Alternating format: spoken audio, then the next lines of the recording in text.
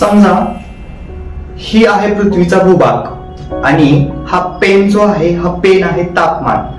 आता हा जो पेन जो आहे तो इथल्या पॉइंटला आहे, म्हणजेच पृथ्वीचं तापमान सध्या स्थिर अवस्थेत आहे. परंतु जर पृथ्वीचं तापमान हळूहळू वाढू लागलं तर हा पेन कधी वरती जाणार, म्हणजेच तापमान कधी वरती जाणार तर तापमान कधी खाली येणार, कधी वरती जाणार कधी खाली येणार. आणि खूप हे जोरात जर व्हायला लागलं तर हे खूप मोठ्या प्रमाणामध्ये सर्व काही गोष्टी होणार आहेत. आता याचा परिणाम काय होणार आहे, बेसिकली जे आजकाल आपण बघत आहोत की उन्हाळ्यामध्ये सुद्धा पाऊस येत आहे, पावसाळ्यामध्ये ऊन पडतं किंवा पावसाळ्यामध्ये कुठं पाऊस खूप जोरात पडतो तर कुठं पाऊस खूप कमी पडतो.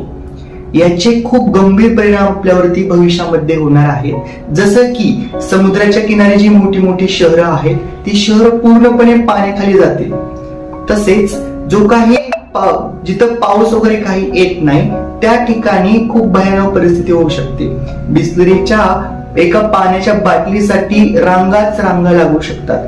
तसेच जे आपण हिवाळ्यामध्ये दवबिंदू सकाळी बघायचो ते तर आता नामशेष होण्याच्या मार्गावरती आहेत. आता जर आपण लहान मुलांना सांगितलं तुला माहितीये दवबिंदू काय असतात, तर त्याच्या मेंदूमध्ये दवबिंदू बद्दल फक्त एक क्वेश्चन मार्कच असणार आहे.